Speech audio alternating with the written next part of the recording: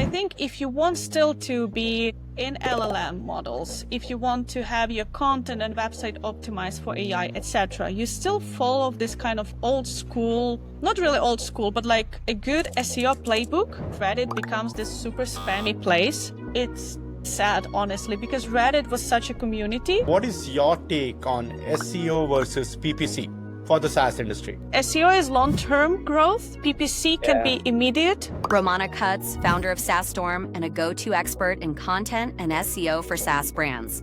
When she couldn't find an agency that got it, she built her own. She's helped over 10 startups scale with smart content and clean SEO. In this episode, we talk AI overviews, LLM traffic, and why most agencies still get it wrong. If you're not focusing on optimizing for Bing, you should, because Bing also feeds a lot of AI models. I feel like SaaS is the future. Everyone is now creating SaaS, especially with vibe coding. There will be even more SaaS products. The biggest mistake and misconception is that like some founders think that e-coffee with experts.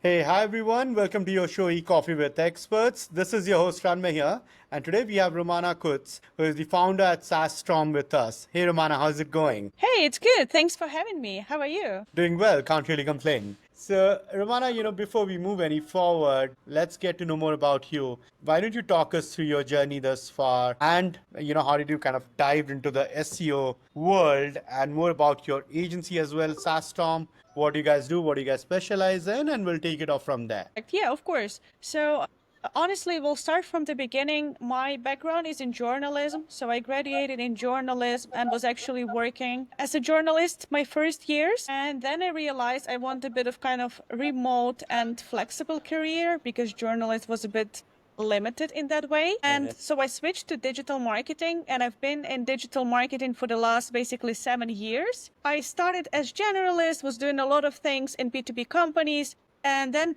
quite quickly, I figured out that actually content marketing is what I want to do. Also, it was kind of related to journalism, so it's actually really helping me right now in my journey. So yeah, for the last 5 years, I've been working in B2B content marketing, and then I kind of gradually made a switch just to B2B SaaS, content marketing and SEO. And yeah, I've been slowly kind of learning everything about content, SEO, link building, growth of startups, etc. And my last role was as head of content at Dealfront and Leadfeeder. It's 2 companies based out of Finland. So my last kind of role 3 years ago was as head of content. And at some point, I had to find an agency to work with. So I went on a research, I booked a few calls because I needed someone to help me with content and SEO because I really was like super busy, had 5 people that I was managing, so had no capacity to do some kind of hands-on things. And when I started looking for agency, I was quite disappointed. I was like, everyone had so much of like template-based approach. Everyone has like some special like pricing packages. So nobody wanted to hear me like what exactly I wanted. They just wanted to sell me what they had. And I was like, oh my God, like what is that? So I had a coffee with my friend. Now he's my co-founder. And I was like, I cannot find an agency. And he was like, you know what, maybe you should create your own. Like I can join. And I was like, yeah, sounds fun. So since then, like it's been 2.5 years, and that's actually how SaaStorm started. SaaStorm started with me complaining about agencies and having coffee with my friend. And yeah, since then, we grew our presence in Benelux, Nordics, in the UK. We helped more than 10 startups with their organic growth, with their content and SEO, and we keep doing that. Honestly, we're growing pretty fast. We kind of landed our first Series A and Series B clients. So now we are hiring in the agency. So yeah, that's kind of a short, long story of my life and SEO in my life. Lovely. And 2.5 years ago you started, you said, right? May not be the best of times with, COVID. Was it just, when COVID kind of was over, or was it during the COVID phase? I believe it was just, I think, still during COVID or kind of end of COVID. And honestly, when I started, I was still having my full-time job. an agency was like a side hustle for me. Okay. So I just got like 2 clients that I was more of a freelancer, and I was trying to get like a proof of concept. And to be honest, I made a full switch to SaaStorm only like a bit less than a year ago. That's when I actually quit my full-time job, decided like, okay, now it's agency or nothing. And I was like, I'm just gonna try. The worst case scenario, if it doesn't work out, I will just find a new job. Honestly, I have a lot of experience. It would not be such a problem. Or if it works out, then like I keep going. And honestly, it's been, yeah, great so far. Lovely, lovely. I mean, because, getting into business around the COVID time, I mean, is not the best of times. So I can imagine. But, for the digital business, it actually, I would not say a boon, but, after the initial lull phase, things started moving for at least, our industry versus the others, which took longer to recover, Yeah. right? I agree, definitely agree. I feel I was already working remotely and I decided to do a setup of the agency remotely. And also, companies started going more into digital because people were literally staying at home. So honestly, I think it was perfect time to start business if you go into digital. Correct, correct. Yeah, cannot agree more. And talking about SaaS Storm, why getting into the SaaS space? There are a lot of SaaS agencies. I understand, it is a difficult and a competitive market, right? So how come the idea of getting into this particular niche? I think it's very easy answer here. I was working in B2B SaaS companies before, and Okay. I was already head of content at B2B SaaS, so I knew how everything is working from the inside. I knew how teams are built. I know how decisions were made. I knew what moves the needle and what doesn't. So I think while having that experience being in-house inside a B2B SaaS company helped me a lot. So that was kind of obvious. And also I feel like SaaS is the future. People love to pay on a monthly basis. They love subscriptions. They love to try tools and I don't know, so to make it easy to kind of, okay, I don't like this tool, I will find a different one.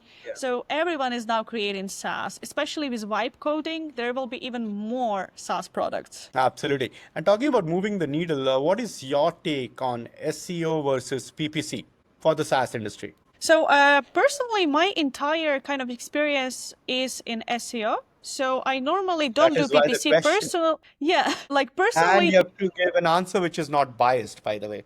yeah. I think in this case, SEO is long-term growth. PPC can be immediate, quite fast.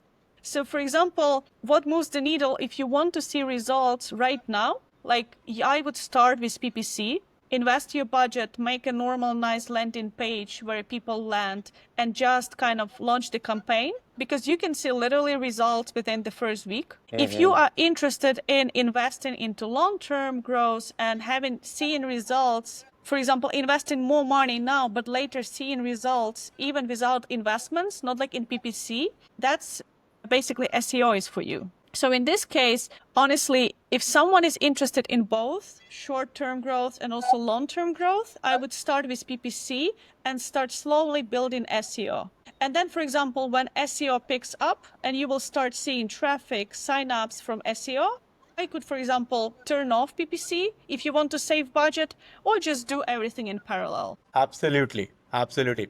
And now moving to a topic which kind of, interests you the most. A lot of companies, are trying to ride the AI wave, right? Without a real strategy, because, it's like the movement that everyone is trying to get into without understanding the game at the core level, right? So what is the biggest mistake SaaS founders are making when it comes to AI plus SEO right now? Because you'll be speaking with a lot of business owners during the Yeah. discovery call, onboarding sessions.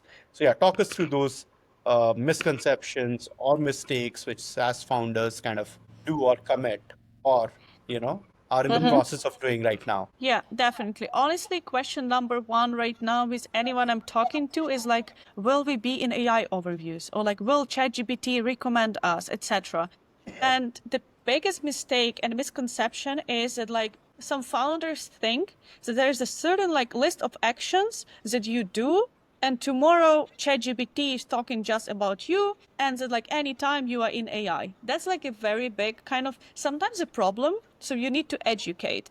And I think what way I am choosing here is always more of a gentle education, explaining how things work before you get into AI overviews. I cannot say that, of course, like AI search and Google search is changing, but I cannot say that the nice quality SEO playbook changed a lot. So I think if you want still to be in LLM models, if you want to have your content and website optimized for AI, etc., you still follow this kind of old school, not really old school, but like a good SEO playbook. And later you just include some additional steps.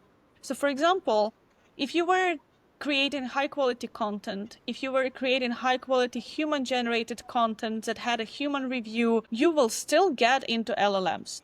You would get even without any extra steps. However, if you want to, for example, push your content a bit to this new LLM and AI standards, you should do like a few extra things like implement a schema markup, make sure everything is correct there, snippets, and add 3-5 FAQs to each article. Because normally, honestly, AI models like LLMs, they take information from FAQs very often.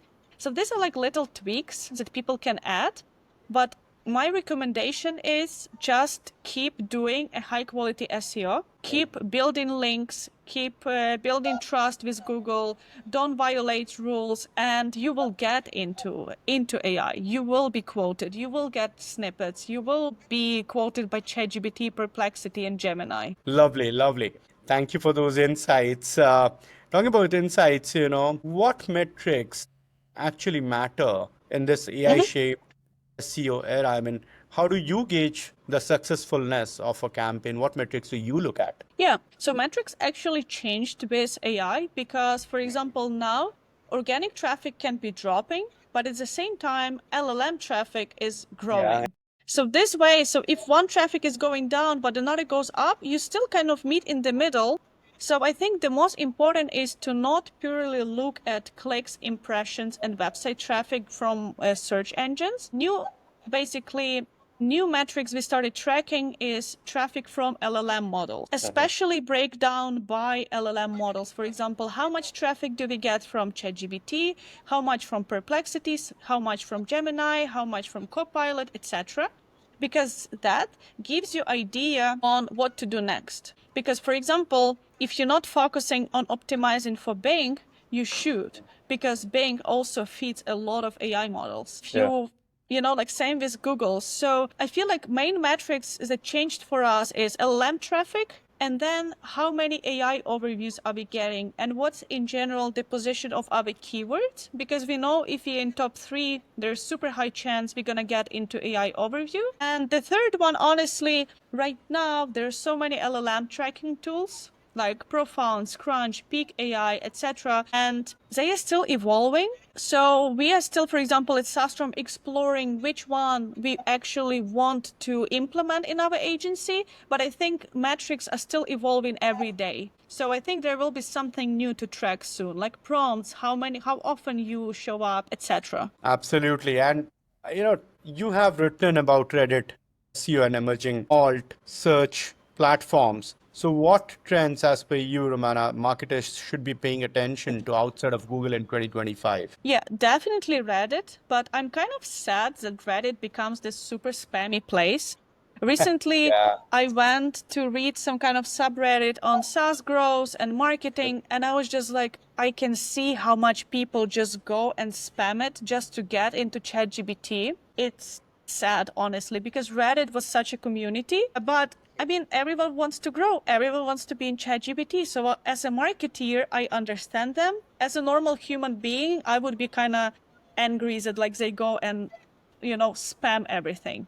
But Yeah. definitely should look into Reddit. But in terms of not really spamming, but actually really trying to help people, when people are asking for genuine advice on, let's say, a certain like tool, you don't need to go with your sales pitch. just help them. And that Yeah. way you will get nicely in ranking. So that's kind of one of the trends. Second one, what I'm seeing more and more is, like LLM models, they take also information from YouTube videos. So now I see that YouTube videos start showing up in AI overviews. So one of the trends I think people need to start focusing on is actually video content, especially in YouTube. And I think one of experiments I would love to try with one of our clients, or maybe even for our agency website, is to transform some of our kind of bottom of the funnel articles also into YouTube video, and then try to kind of, I don't know, get into AI overviews. So I think that's another trend.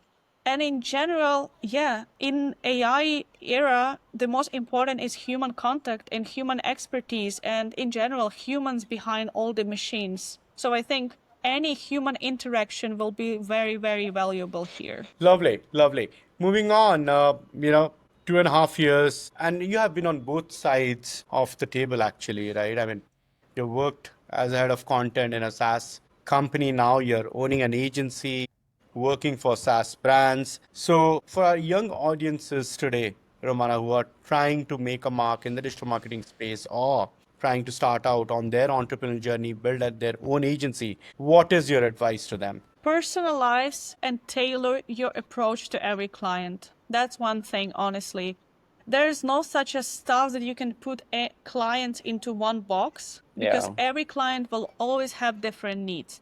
And that's what I learned during this time. You can have even two the same clients, kind of similar budgets, similar teams come to you, but search intent will be different. Their ICP will be different. One client will have developer, another one will not have developer to implement tech changes.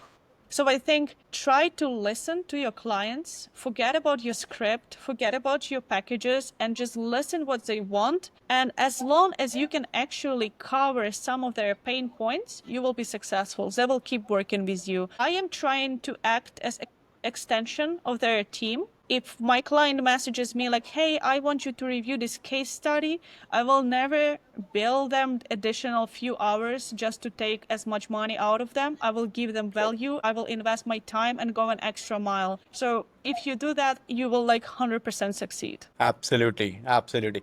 Thank you, Romana, for that insightful session. This has been a great conversation, but before we let you go, I would like to play a quick rapid fire with you. Oh my God. Okay, let's try. All right. Your last Google search. Flight to Warsaw, I think. All right. All right. What did you do with the first paycheck, Romana? First paycheck of your life? I bought a notebook for myself. Quite a nerd. All right.